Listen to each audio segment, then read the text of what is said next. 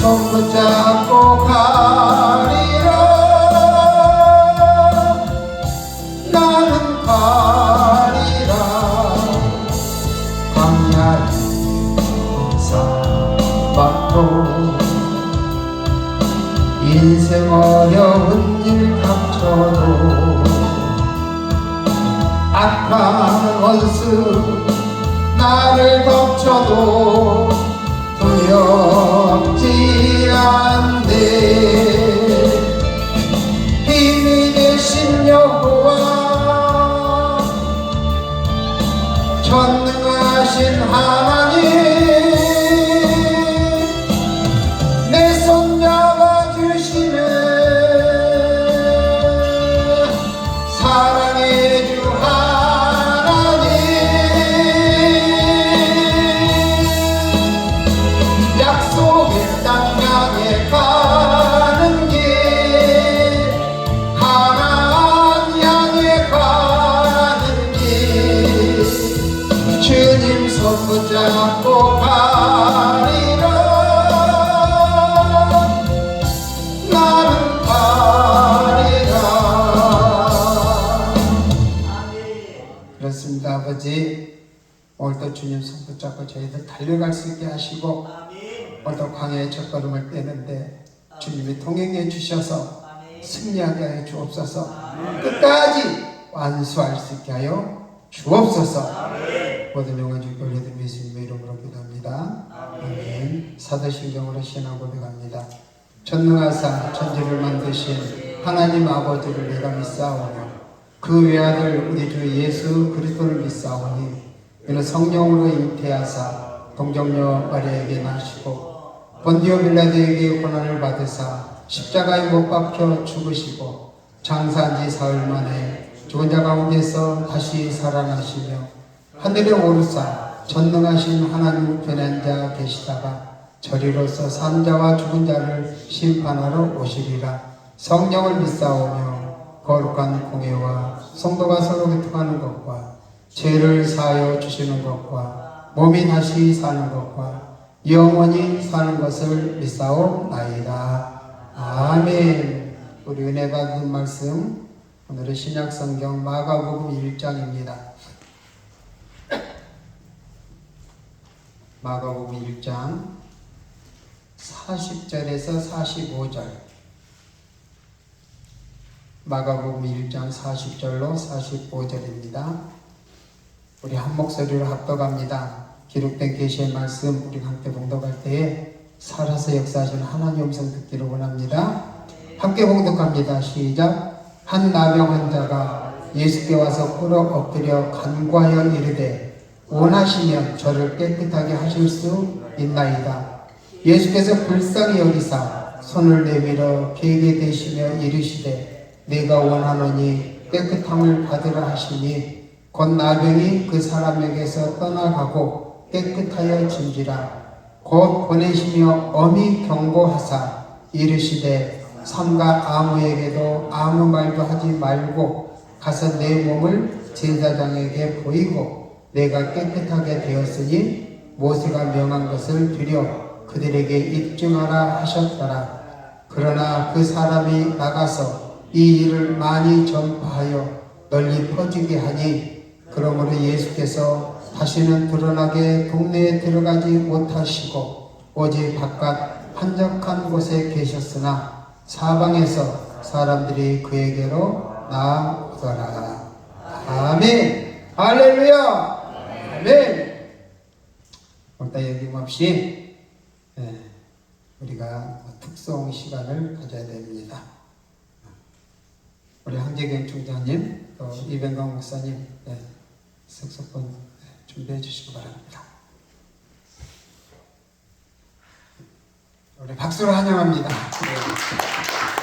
우리 여기 다 귀하지만 그래도 이렇게 연주로 귀하게 이렇게 봉사해 주시는 두 분 목사님께 감사드리고요.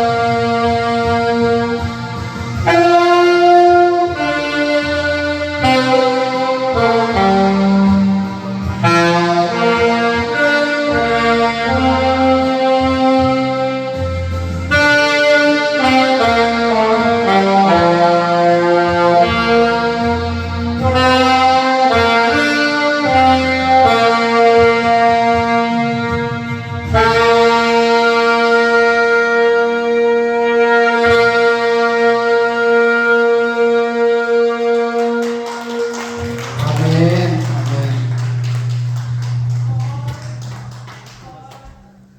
우리 강재경 총장님 독주. 예.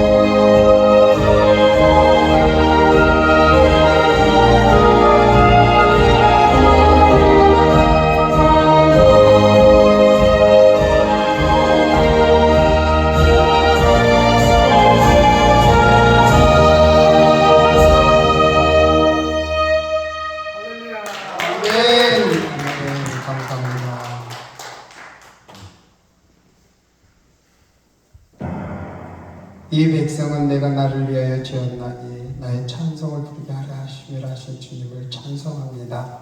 영광 받으시옵소서. 어제는 오늘도 부족한 종 단위에 세우셔서 말씀 감당케 하셨사오니 사람의 생각과 말 십자가에 내려놓게 하시고 우리 주님께서 꼭 우리에게 들려주시는 말씀만 들려주시도록 종을 이끌어 주옵소서. 감사드리며 예수님의 이름으로 기도합니다. 아멘. 할렐루야. 이제 벌써 세 번째 시간이 됐어요. 제가 첫 시간에 사실은 가지고 결론의 말씀을 먼저 나눴어요. 결론의 말씀을 먼저 나누고 그 다음에 우리가 바벨탑을 이렇게 쌓는 그런 일을 우리가 서슴없이 하는데 그거를 내려놓자.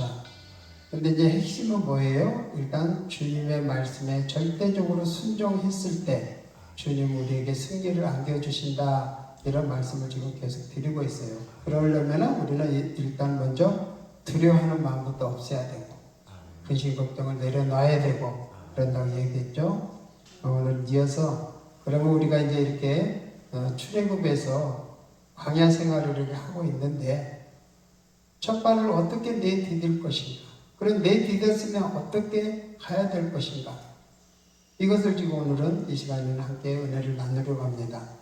그런데 지금 정 그 본문 말씀하고 그거하고는 좀 여기 동떨어진 말씀인데요. 이렇게 할 수 있어요. 그런데 오늘 말씀의 제목은 광야의 첫걸음, 이런 제아의 말씀을 함께 은혜를 나누도록 하겠습니다. 오늘 본문은 마가복음 그 1장의 마지막 부분이잖아요. 그러니까 1장의 마지막 부분인데 한 문둥병자가 예수님으로부터 치유받는 그런 이야기잖아요. 그런데 이 이야기는 마가복음에서 이렇게 처음으로 예수님이 한 개인에게 명령을 내리신 그 사건이에요. 이것을 기록하고 있어요. 근데 이런 점에서 우리가 중요한 의미가 있는 거예요. 그런데 본 사건은 사실상 오늘 함께 나누는 이 마가복음 1장에 여러 번 언급되는 단어가 하나 있어요. 이게 뭘까요? 제목에서 벌써 제가 힌트를 드렸죠? 광야라는 단어예요. 이 광야가 여러 번 등장을 하는데 1장 3절 4절에서도 등장하고 또 12절 13절에서도 이렇게 언급돼요. 이 광야라는 이 말이. 그러면 왜 하나님은 이 마가복음을 시작하면서 이 광야에 대한 언급을 여러 번 사용하셨을까? 이게 지금 의문이잖아요. 우리는 이 부분을 유의해서 봐야 될 필요가 있어요. 이사야에 보면 일찍이 이렇게 이사야 선지자는 하나님의 백성들의 구원을 위해서 새로운 이 출애굽과 광야의 회복을 예언했어요. 그리고 호세아 선지자도 어떻게 했어요? 광야에서의 그 겪게 된 그런 언약 백성들의 새로운 체험을 예고하였어요. 이사야 51장 3절을 보면요, 나 여호와가 시온의 모든 황폐한 곳들을 위로하여 그 사막을 에덴 같게 그 광야를 여호와의 동산 같게 하였나니 그 가운데에 기뻐함과 즐거워함과 감사함과 창화하는 소리가 있으리라, 이렇게 얘기를 했어요. 자, 그러니까 마가복음 서두에서 예수님을 광야의 배경 안에서 소개하는 까닭은 그분이 제2의 출애굽과 이 광야의 회복을 성취시킬 하나님의 아들이시라는 것, 이것을 말하기 위해서 그렇게 기록했다는 사실을 우리는 기억을 해야 됩니다. 출애굽은 무엇을 의미한다고 그랬죠? 애굽은 이 마귀로 상징되는 바로라고 하는 그 왕이 다스리는 그런 세상을 지금 의미했어요. 그 속에서 출애굽을 하게 하셨다는 것은 즉 마귀의 자녀로부터 구출, 곧 구원을 의미한다 이 말이에요. 그리고 그들을 광야의 생활로 인도하셨는데 이 광야는 그리스도인들이 구속을 받은 후에 살아가게 되는 이 세상 속에서 애굽에 죄악된 그 잔재, 우상을 섬기던 그런 잔재를 청산하기 위해서 훈련의 도장이었다 이 말이에요. 지금 우리가 살아가고 있는 이 세상이 좀 광야의 세상이잖아요. 그럼 우리 안에 무엇을 없애야 되겠느냐 이거죠. 우리가 나도 모르게 은연중에 섬기는 우상이나 바벨탑이나 이런 모든 것을 다 내려놓지 않으면 결코 우리는 가나안에 들어갈 수 없다는 사실이에요. 섬찟하지 않는가요? 선택해요. 이런 생각을 합니다. 그런데 이스라엘 백성들이 이 훈련에서 실패했잖아요.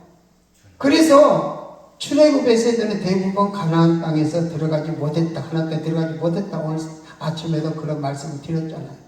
그래서 예수님은 이제 제2의 출애굽과 이 광야에서의 승리를 위해서 준비하시는 그런 과정을 지금 가지시게 됩니다.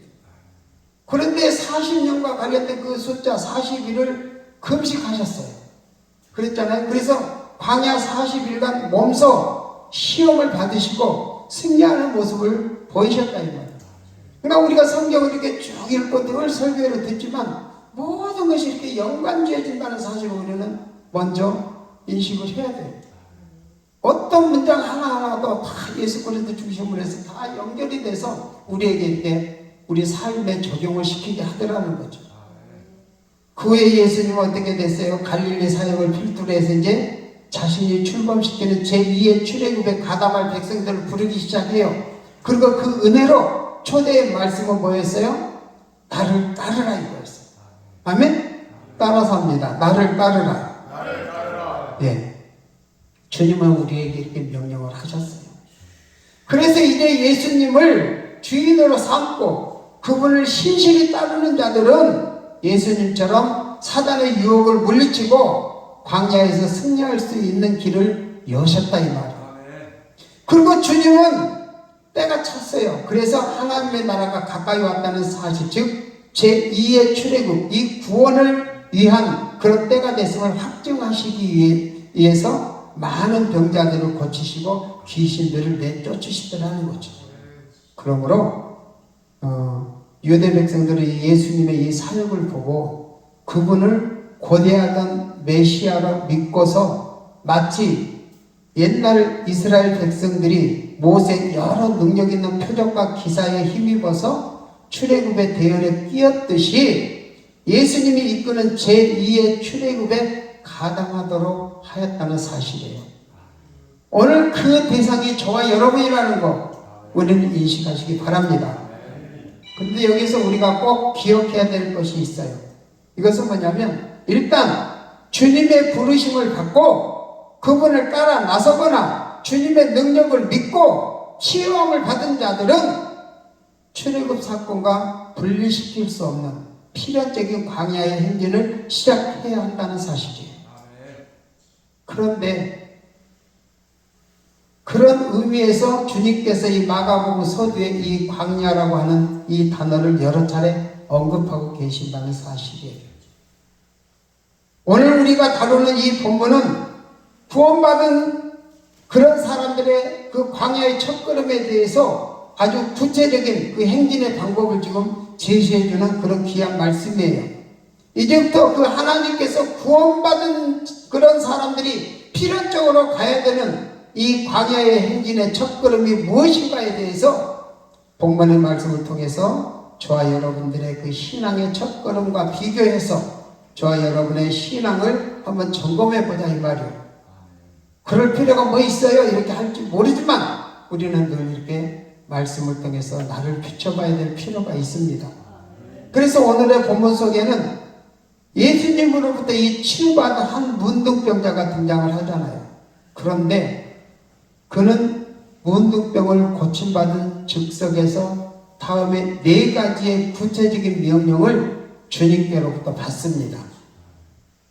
첫째로 보니까 절대로 소문내지 말라 이 말씀을 받아요. 두 번째로는 제사장의 검진 확인을 받으라 그래요. 세 번째는 모세 규례에 따라서 제물을 바쳐라 그럽니다. 네 번째는 제사장들에게 자신의 문둥병 치유를 증거하라. 이렇게 4가지를 구체적으로 지금 명령하고 있어요.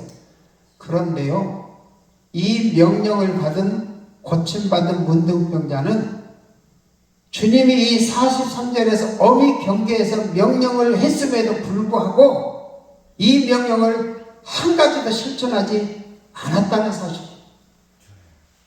잘 들은 것 같은데 하나도 실천하지 않았어요.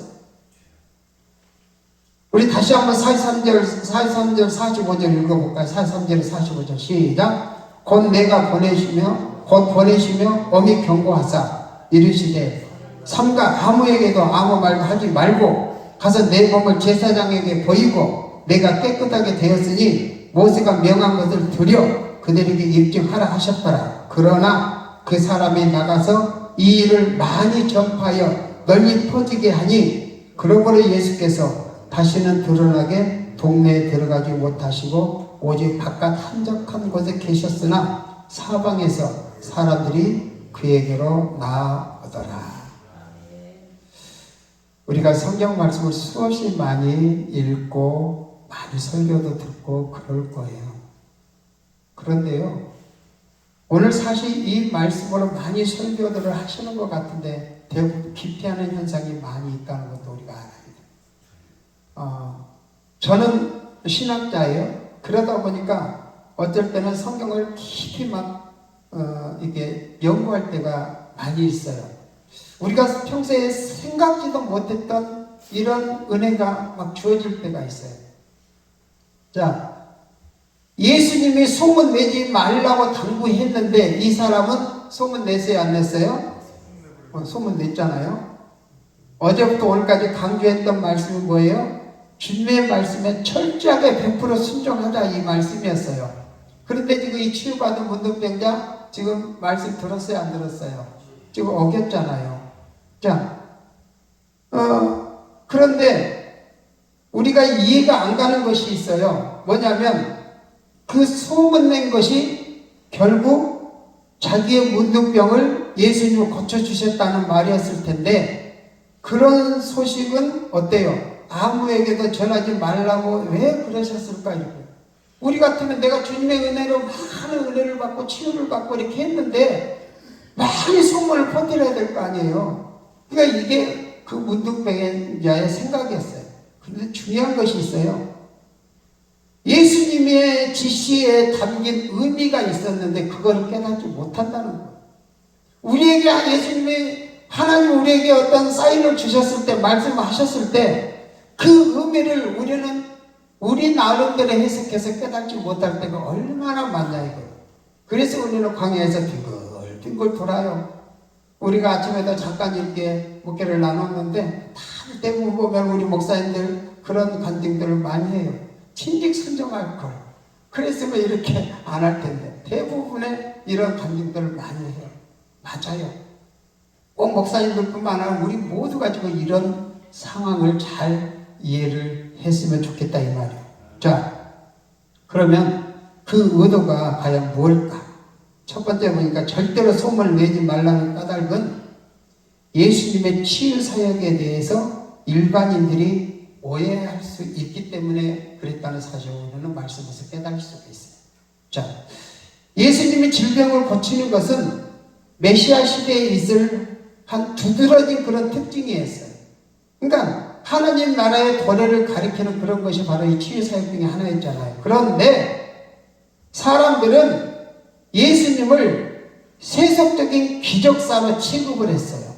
모든 사람이 주를 찾았지만 그들의 동기와 목적은 뭐예요? 영적인 것이 아니라 현세적인 것, 물질적인 것, 세속적인, 정치적인 이런 것들을 띠고 있더라는 거죠.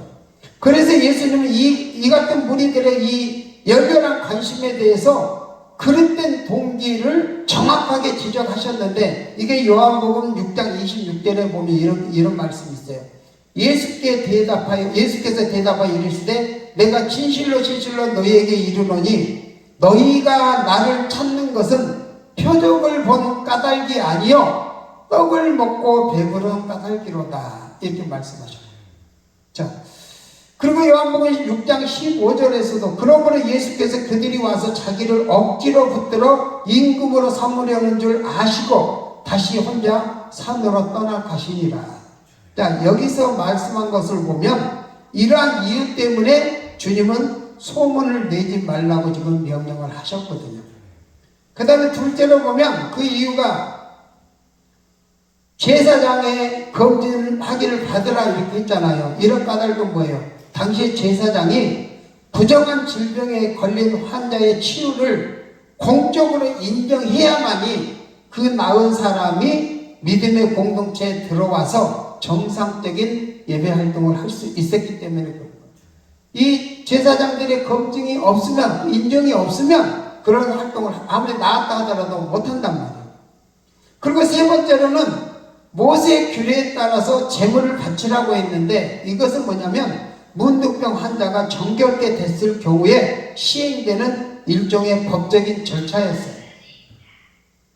네 번째로 보니까 제사장들에게 증거하라고 이렇게 하신 까닭은 뭐예요? 예수님의 치유 사역이 단순한 기적이 아니고 하나님의 능력으로 임하는 메시아 시대의 한 뚜렷한 확증이 되기 때문에 제사장들에게 증거하라 이렇게 했어요.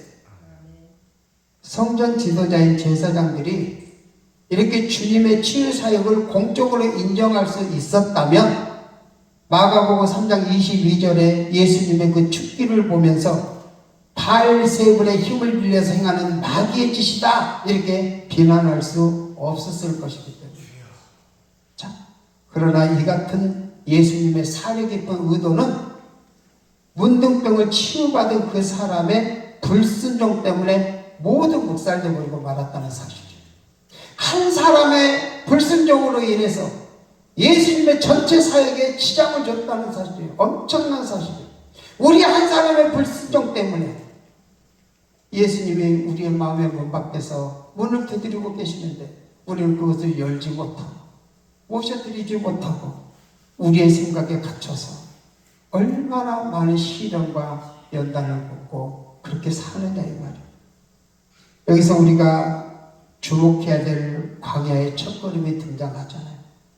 광야의 첫걸음은 무엇인가요? 주님은 치료받고 구원받은 그 문둥병자가 내딛는 신앙의 첫걸음, 즉 광야의 첫걸음으로서 그분의 말씀의 명령을 따르는 순종을 지금 요구하는 거예요. 그때 당시 문둥병자한테 요구했지만 오늘 우리에게, 저와 여러분에게 요구한다는 사실을 믿으셔야 돼요.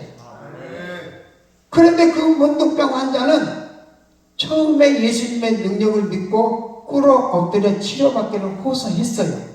그는 나음을 입었어요. 그리고 깨끗한 몸이 되었단 말입니다. 그러나 그는 광야의 첫걸음에 해당되는 예수님의 첫 명령을 순종하지 않고 실족해 버렸다는 사실이에요. 오히려 그는 자신이 과거의 문둥병자였는데 예수님이 깨끗하게 고쳐주셨다는 이런 것을 많은 사람에게 간증을 했어요. 물론 우리는 그 자체의 행위를 별도로 띄워놓고 본다면 아무 잘못이 없어요. 그리고 오히려 칭찬하고 격려해 줘야 될 그런 사항이에요. 그렇지만 우리가 여기에서 깊이 생각해야 될 부분들이 바로 예수님에 대한 신앙 간증이나 체험의 이야기가 아무리 감동적인 것일지라도 할 때가 있고 해서는 안 될 때가 있다는 사실이에요. 하나님을 위한 일이라고 해서 자기 마음대로 해서는 안 된다는 거예요. 중요한 사실이에요. 사람의 생각보다 하나님의 생각을 앞세워야 하는 것이 이 광야의 훈련의 원칙이다 이 말이에요. 우리 다짐합시다. 내 생각보다, 따라서 해봐요. 내 생각보다 하나님의 생각을 앞세우자. 오늘 다짐들 하셨어요. 재성에 이렇게 막 시켜서 강사니까 제가 온 거에 써져 있으니까 시키는 거예요. 아무튼 간에 이런 마음으로 우리가 살자고요. 아멘? 그의 간증은요, 비록 예수님의 이름을 드러내기는 했지만 그러나 그것은 불순종의 소치였다 이 말이에요. 더구나 예수님은 그런 식으로 자신의 이름이 세상에 알려지는 것을 원치 않으셨어요. 그리고 그분의 계획과 뜻에 합당하게 이루어지기를 바란다는 거예요. 그것이 뭐예요? 바로 주님의 명령에 그대로 따르는 거예요. 우리에게도 자기 열심이나 자기의 전략으로 주님을 섬기려고 하는 이런 부분들이 얼마나 많느냐 이 말이에요. 내가 돈 좀 더 많이 벌어서 주님을 크게 멋지게 할 거야. 하나님이 그렇게 하라고 하셨던가요? 물론 그렇게 해야죠. 우리는 이 땅에 살면서도 멋지게 하나님 일을 감당해야 된단 말이에요. 그런데 하나님이 그렇게 하라고 해야 되는 내 생각으로 앞서니까 그게 안 되더라는 거예요. 그래서 우리는 좌절하고 하나님의 뜻에 전부 이게 부합되지 못하는 그런 삶을 살더라는 거죠. 그러나 이것은 우리 모두가 저지르기 쉬운 함정이잖아요. 하나님이 명하신 말씀 안에서 순종하고 그 안에서 신앙의 울타리를 이루면서 광야의 발걸음을 한 걸음 한 걸음씩 내딛는 것만이 이 험한 광야 같은 이 세상에서 넘어지지 않고 우리의 신앙을 지켜갈 수 있는 승리의 기름을 우리는 잊지 말아야 됩니다. 마가복음 5장에 보면요, 거라사인 지방의 귀신 들린 자가 고침을 받은 내용이 나와요. 그런데 그는 예수님의 치유를 받았던 문둥병자의 경우와는 정반대 지시를 받아요. 문둥병자한테는 이렇게 하지 말라고 한 4가지를 거라사인 그 사람에게는 하라고 한단 말이에요. 자, 보세요. 마가복음 5장 18절에 19절 제가 읽어드립니다. 여호와께서 배에 오르실 때 귀신 들렸던 사람이 함께 있기를 간구하였으나 허락하지 아니하시고 그에게 이르시되 집으로 돌아가 주께서 내게 어떻게 큰 일을 행하사 너를 불쌍히 여기신 것을 내 가족에게 알리라 하시니. 아멘. 자, 이렇게 하셨는데 귀신 들렸던 자는 주님의 이러한 명령을 그대로 순종을 해요. 그런데 얼핏 보면 예수님이 이 문둥병자에게는 간증전도를 하지 말라고 명하시고 거라사인 귀신 들렸던 자에게는 간증전도를 하라고 이렇게 지시하는 듯 그렇게 보여요. 그러나 중요한 것은 이 전도활동 자체를 하고 안 하고 이 문제보다는 예수님의 구체적인 지시를 어떻게 따르냐 하는 것, 이런 것임을 우리는 알 수 있어요. 이 자세히 주님의 명령을 다시 살펴보면요, 자세히 보면 예수님은 문둥병자에게 전도를 전혀 금하신 것이 아니었다는 사실이에요. 자, 44절 말씀을 다시 한번 보면요, 제가 읽어드릴게요. 이르시되 삼가 아무에게도 아무 말도 하지 말고 가서 내 몸을 제사장에게 보이고 내가 깨끗하게 되었으니 모세가 명한 것을 드려 그들에게 입증하라 하셨더라. 예수님께서 간증전도 하지 말라고 하셨나요? 하라고 하셨잖아요. 자, 그러면 누구에게 증거하라고 했어요? 제사장에게. 제사장에게 지금 말해서 전도하라 이렇게 명령하신 거예요. 간증전도를 하되 제사장에게 하라는 것이었어요. 문둥병자의 이 잘못은 뭐예요? 예수님께서 분명히 지시하신 이 간증전도의 대상을 무시하고 자기 기분에 따라서 자기 생각대로 전도를 한 것이에요. 반면에 거라사인 이 귀신 들렸던 자는 어떻게 했어요? 그에게도 예수님은 구체적인 간증전도를 지시하셨어요. 그것은 뭐예요? 예수님을 따라다니지 말고 먼저 집으로 돌아가서 자기 친척들에게 증거하라 이거였어요. 그는 자기 생각이 아닌 주님의 전략에 따라서 그대로 전도를 했어요. 그 결과 어떻게 됐어요? 자, 대가벌리에 있는 모든 사람이 기여기더라 이렇게 했어요. 자, 나중에 예수님은 마가복음 7장에서 대가벌리 지역에 들르셨는데 그곳 사람들은 예수님의 선한 사역에 대해서 어떻게 얘기하냐면 그가 다 잘하였도다 이렇게 극찬을 한 내용이 나와요. 주님의 계획에 순종하고 따라간 그로 인해서 결과는 이처럼 아름답게 나타나더라는 것이죠. 이에 반해서 문둥병자 이 경우에 어떻게 했어요? 45절 말씀 다시 읽어드릴게요. 잘 들어보세요. 그러나 그 사람이 나가서 이 일을 많이 전파하여 널리 퍼지게 하니, 그러면 얼마나 좋아요. 그죠? 널리 지금 소문냈잖아요.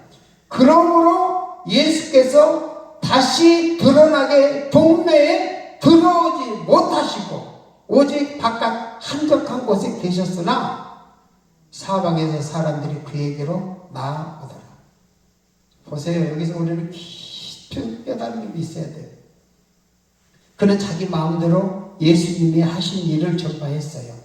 주님의 복음 사역에 도움이 됐을까요? 되기는커녕 방해만 됐어요. 그의 행동으로 말미암아서 주님의 복음의 문이 막혔어요. 그리고 그분이 오직 바깥 한적한 곳에 계셔야 했다는 사실. 바울은요, 이 복음을 믿고 복음의 말씀대로 살지 않으려는 이스라엘 백성들을 향해서 이렇게 말하더라고요. 로마서 10장 2절 3절 제가 읽어드립니다. 내가 증거하노니 저희가 하나님께 열심히 있으나 지식을 쫓은 것이 아니라 하나님의 의를 모르고 자기 의를 세우려고 힘써 하나님의 의를 복종치 아니하였느니라. 나를 돌아보자. 우리를 돌아보자. 저 여러분을 돌아보자. 이 시간에 제 입술을 통해서 선포되는 말씀이지만 하나님이 나에게 지금 뭐라고 하시는가? 이걸 한번 들어보자.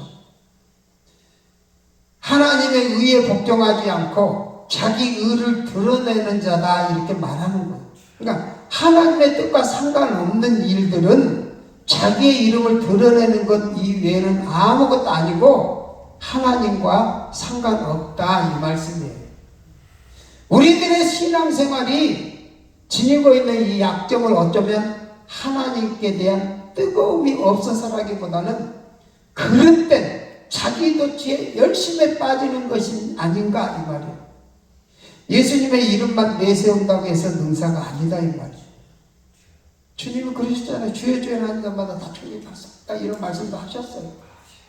예수님의 이름만 내세운다고 능사가 아니라는. 우리는 툭하면 그래요. 하나님이 이렇게 하라고 그랬다 저렇게. 근데 내일 보면 또 딴소리예요. 우리는 이래서는 안 되는 거예요.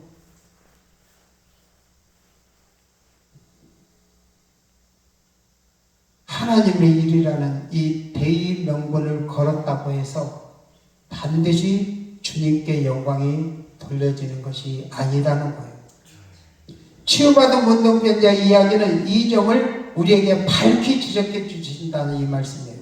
자, 그는 예수님의 치유 사역을 널리 알려야지 절대로 숨길 일이 못 된다 이렇게 확신했을 거예요. 자기가 그 얼마나 큰 은혜를 받았냐 이거. 그래서 이거를 널리 전파해야 되겠다 이게 확신이 있었어요. 그리고 그는 열심히 더 유난했어요. 그는 자신이 예수님의 편에 섰다 이렇게 생각했을 거예요. 그는 자신의 신의 체험을 그걸 통해서 갑자기 용감해졌을 수도 있어요. 그래서 잘난 듯이 떠들고 다니면서 시키지도 않은 전도사 노릇을 했다 이 말이에요. 우리가 성령 첫 체험은 사랑을 체험받을 때 얼마나 뜨거워요. 열심도 있고 막 세상 다 얻은 것 같은 그런 때가 있어요. 근데 우리가 순수하고 이랬을 때 하나님은 얼마나 잘 들어주시는지 몰라요. 근데 이게 세월이 지나다가 이게 이제 차츰차츰 내 의로 바뀌어요. 이랬을 때요 안 나타나죠. 우리가 많이 체험을 하잖아요. 그래서 예전에 내가 이거 잘 하나님 들어주지 요즘 왜 안 들어주지? 내가 변질됐다는 사실이에요. 그래서 돌아봐야 된다는 거예요. 여러분 주의할 점이 있어요. 자기 도취에 빠진 그런 사람에게는 하나님의 말씀이 귀에 들어오지 않는다는 사실이에요. 사단은 그런 자를 시험합니다. 그리고 넘어뜨리려고 합니다. 그 문둥병자는 유감스럽게도 예수님의 말씀보다 자신의 생각들이 이 머리를 가득 채웠기 때문에 그 입에서 온통 자기의 말만 터져나간 거예요. 하나님의 말씀을 먼저 순종하지 않는 자들의 간증들이 이와 같으면 우리는 알아야 된다 이 말이에요. 신앙의 삶의 모습들이요 이와 같다는 것을 우리는 기억해야 돼요. 여러분 우리가 TV나 그 기독교 방송에 보면 간증을 많이 하죠. 똑같은 간증자들 많이 봐요. 그런데 가만히 보면요 처음에 간증했을 때하고 몇 년 지난 후에하고는 엄청나게 틀려요. 그거 느끼셨나요? 처음에는요 진짜 하나님 주신 은혜를 얘기해요. 근데 나중에 보니까 이게 미사 여부가 많이 붙어 살이 붙어. 그래서 하나님이 이만큼 역사했는데 하나님이 이렇게 역사해가지고 이래서는 안 된다 이 말이에요. 변질되지 말자고요. 저와 여러분들 절대 변질되지 맙시다. 아멘. 여기 성산에 올라와서 아무리 좋은 기회를 체험할지라도 그 순수함 하나님이 주신 은혜에 간직하고 그 하나님의 뜻에 따라 순종하자고요. 내 임의대로 내 열심으로만 이렇게 하지 말자고요. 오히려 하나님 사역에 방해가 되는 수가 있더라는 사실이에요. 그래서 이처럼 광야의 첫걸음은 이 겸비한 자세로 두려워하면서 이게 떼놓지 않는 자들은 조만간 주님 앞에서 방장 행동을 하기 마련이다 이 말이에요. 이스라엘 백성들이 광야에서 왜 40년간 방황했을까? 하나님께서 하신 말씀하신 십계명과 하나님을 섬기는 방법 등의 제시 훈련을 우습게 여겼어요. 그리고 자기들 마음대로 주님을 섬겼기 때문에 그랬던 것이 아니냐 이 말. 자, 제가 3시간에 걸쳐서 계속 이렇게 힘든 얘기만 하는 것 같은데요. 여러분, 결론은 뭐냐면 하나님이 여기에 나를 부르신 이유를 우리가 얻고자 하는 거예요. 제가 감히 여러분들에게 뭔데 훈계하고 여러분들에게 하겠어요. 근데 말씀을 통해서 우리가 듣자고요. 그러니까 내가 조금 뭔가가 이상해졌으면 이번에 주신 말씀을 귀담아 듣고 점검해보자 이거. 그러면 답이 나올 거예요. 그러면 여기 올라온 목적도 달성될 것이고 하나님 우리에게 힘 주시고 능력 주셔서 주님이 주신 삶을 온전하게 잘 감당할 수 있을 거다 이 말이에요. 치유받은 문둥병 환자는요, 자기 병이 확실히 나았기 때문에 제사장에게 가는 일은 나중에 가도 된다 이렇게 생각했을 거예요. 내일 가도 되고 모레 가도 될 거다. 그러면 그거 지장이 없다 아마 이렇게 생각했을 거예요. 그는 자신의 불순종이 하나님을 어쩌면 돕는 일이다 이렇게 여겼을 수도 있어요. 그러니까 제가 불순종으로 표현한 것은 자기 마음대로 생각했다는 이런 거예요. 과연 그러하겠느냐 이 말이에요. 그가 퍼뜨린 소문이 예수님의 사역에 무슨 도움이 되었느냐 이 말이에요. 예수께서 다시 드러나게 동네에 들어가지 못하시고 오직 바깥 한적한 곳에 계셔야 됐다 이렇게 말씀을 드렸어요. 주님을 위해서 한다는 일이 오히려 주님의 발을 묶어놓은 그런 결과가 되어버렸다 이 말이에요. 우리들은 이러한 말씀을 유의해야 된다 이 말이에요. 내가 하나님의 일을 스스로 돕겠다고 발벗고 나서기 이전에 반드시 주님이 내게 먼저 하라고 지시하시는 그 작은 일부터 복종해야 된다 이 말씀이에요. 이것이 광야 생활의 기본이에요. 그분의 말씀에 복종하는 그런 훈련이 몸에 배지 않고서는 주님의 일을 한다고 설치거나 교회 일에 열심을 낸다고 뛰어다니는 것은 순서가 바뀐 것이다 이 말이에요. 그렇기 때문에 주님을 만난 그런 사람들은 이스라엘 백성들이 출애굽한 후에 홍해를 건너서 광야에서 그들의 신앙의 훈련의 장으로 들어가 훈련을 받았듯이 하나님의 말씀을 통한 철저한 배움과 그 말씀에 순종하는 그런 훈련을 받아야 된다 이 말씀입니다. 그것이 바로 주님을 위한 길인 것을 마음에다 새기시기를 바랍니다. 많은 사람들이 예수를 믿으면 그 감격 때문에 너나 나나 할 것 없이 서둘러서 그분을 위해서 무엇을 해야 한다고 야단 법석을 떱니다. 우리 다 그랬을 거예요. 처음에 목사 안수 받을 때 내가 목사 안수 받으면 아이고 어떻게 저렇게 10년 가도록 성도 몇 명도 없는 저런 교회를 하냐. 나는 그렇지 않을 거예요. 대단한 포부를 했습니다. 해보니까 그게 안 되더라고요. 물론 되는 사람도 많이 있죠. 정말 이거는 뭐겠어요? 그만한 훈련 되기 전에 우리는 내 의욕을 앞세우는 것이 먼저더라는 것이죠. 우리 주님의 광야의 첫걸음은 40일을 금식하면서 기도로서 시작하셔서 어둠의 권세를 다스리는 그런 권세를 가지셨던 거예요.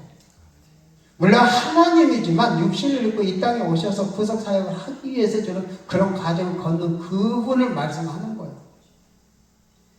아브라함의 첫 광야의 출발은 무엇이었을까요?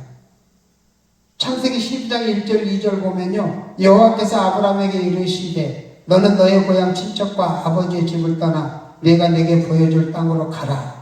내가 너로 큰 민족을 이루고 내가 내게 복을 주어 내 이름을 창대하게 하리니 너는 복이 될지라.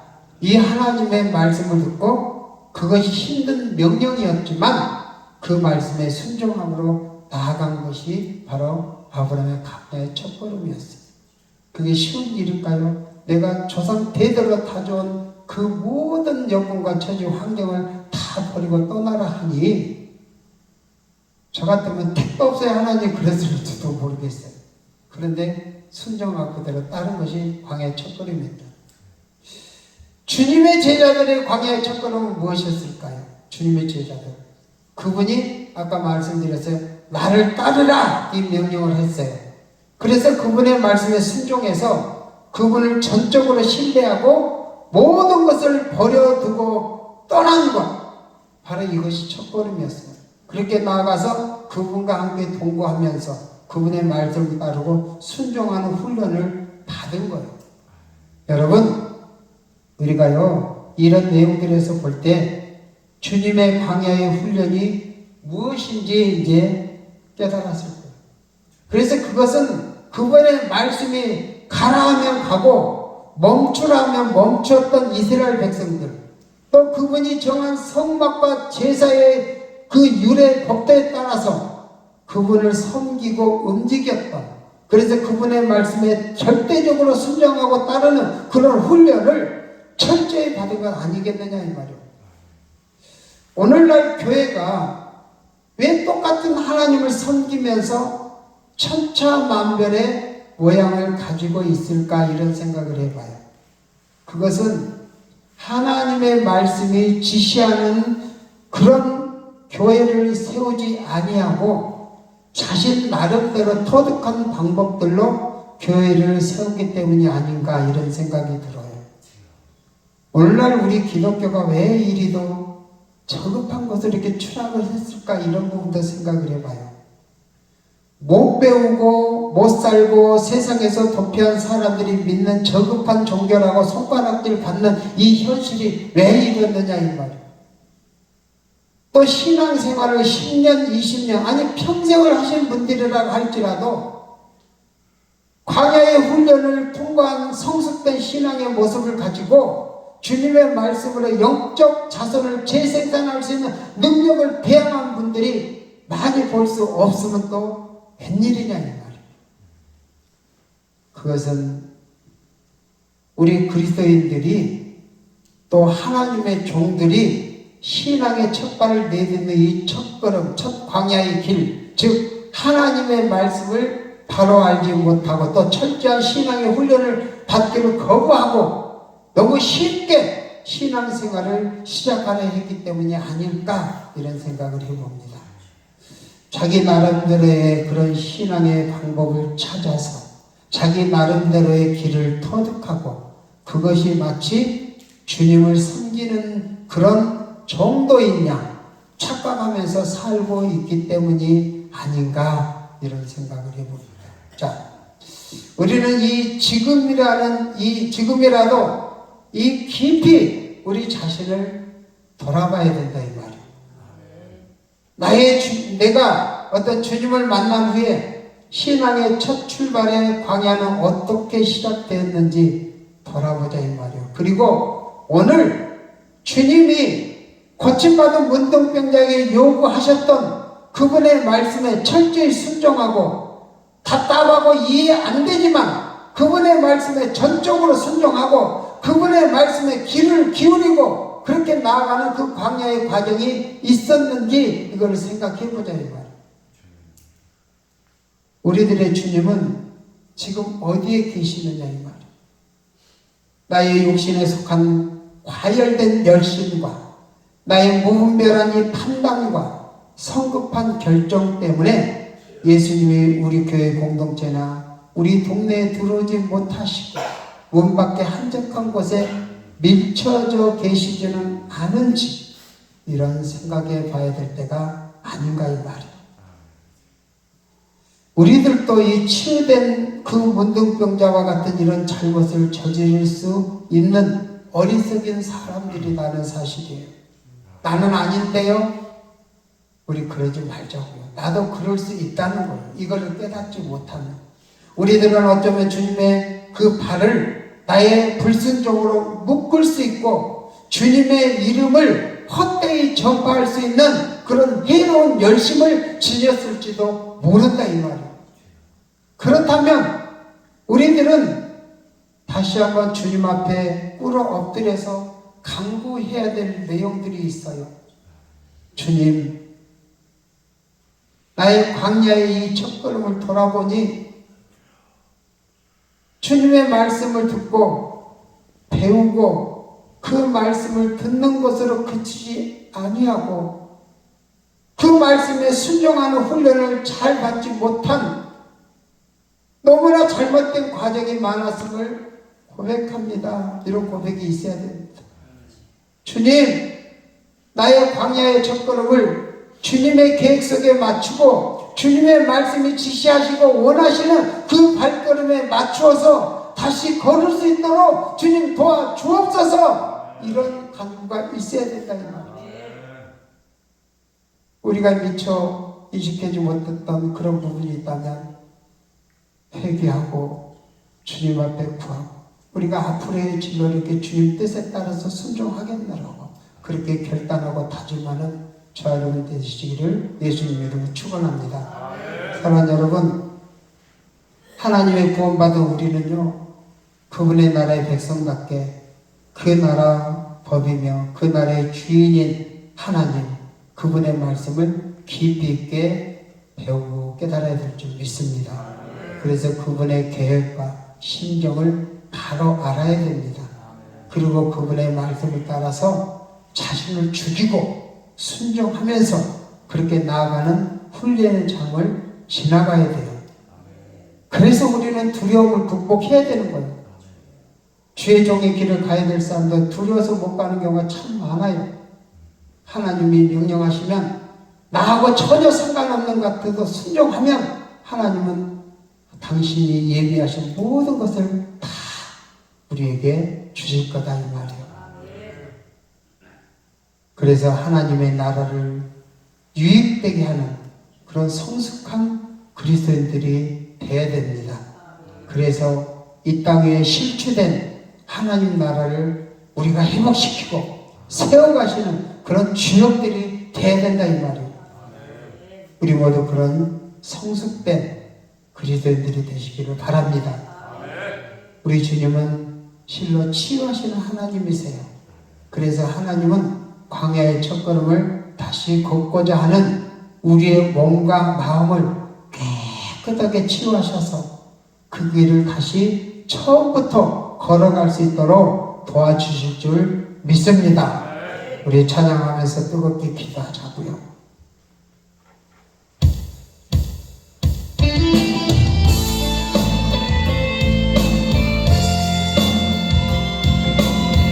이거 볼륨 조금만 올려줄 수 있을까요?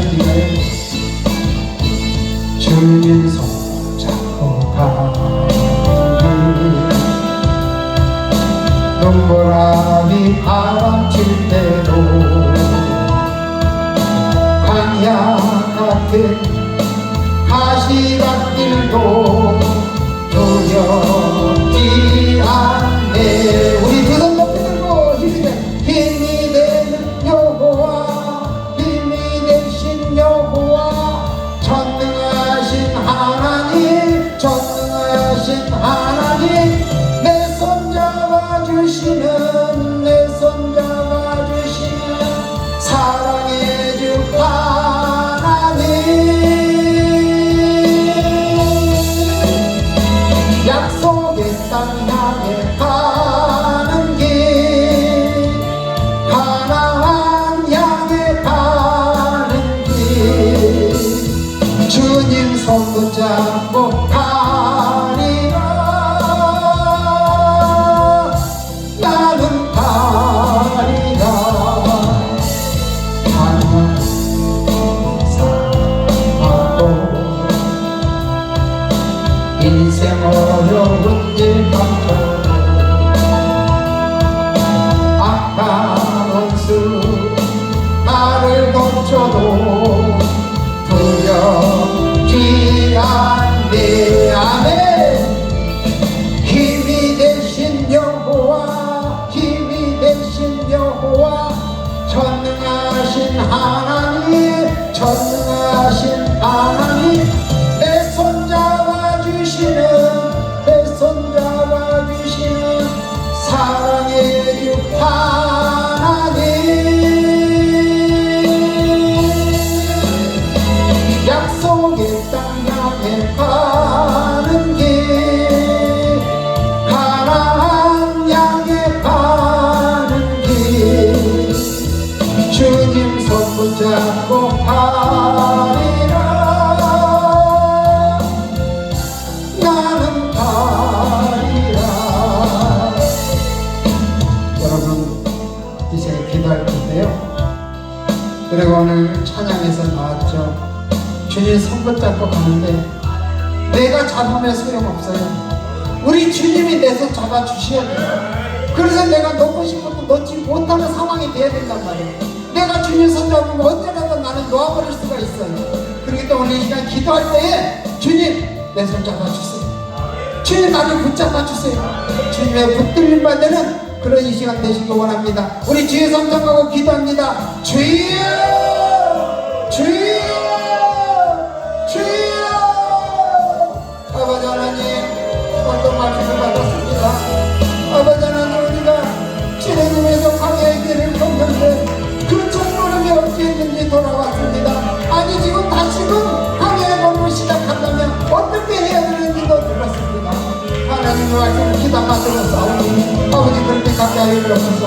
그럴 때 우리가 연약하고 넘어지기 쉬운데 우리 하나님 내 손 잡아주옵소서. 주님 내 손 잡아주옵소서. 주님께서 내 손 잡아주시면 우리가 어떤 환경이나 어떤 자연이나 어떤 역동에서도 거뜬히 주님이 이끌어주신 대로 나아갈 수 있는 줄 믿습니다.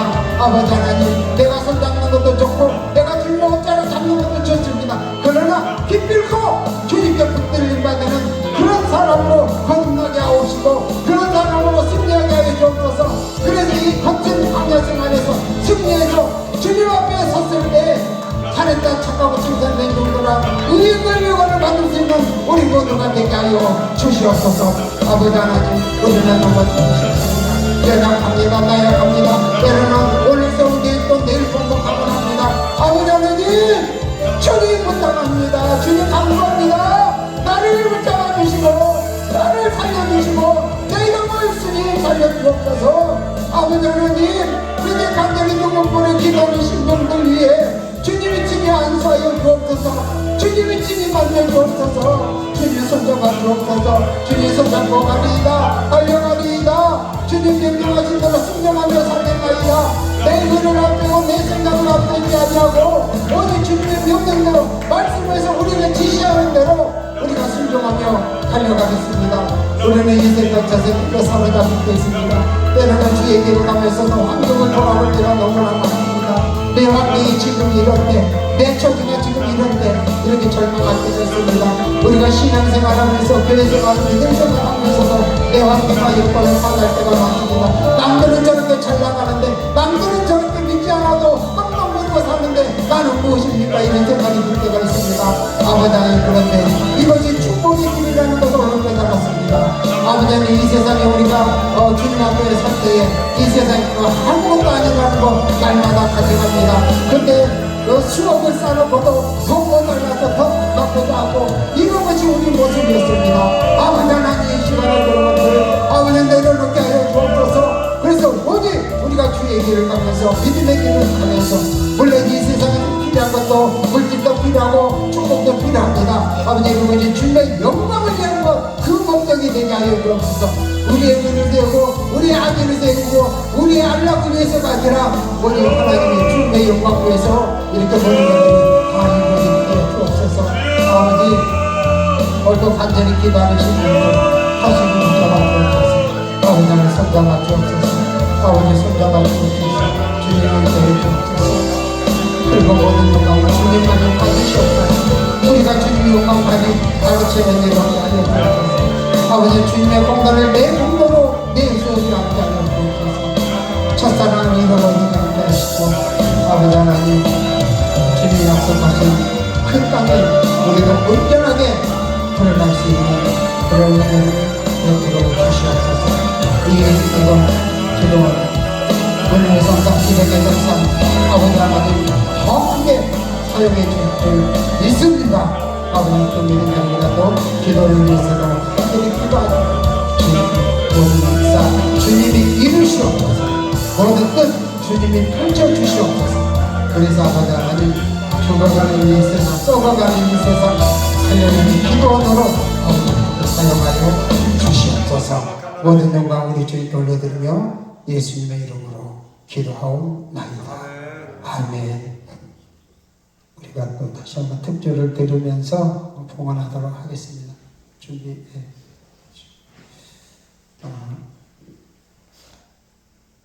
예물에다 혹시 이름이라도 써서 내시면 좋겠어요. 제가 그래서 간절히 기도를 잠깐 광고를 먼저 드리는데 준비하는 동안에 오후 2시에 원정 목사님 집회가 있습니다. 이 자리에서 있으니까 많이 참석해서 은혜 받으시고요. 그리고 이제 저녁 시간에 7시부터 이렇게 찬양을 합니다.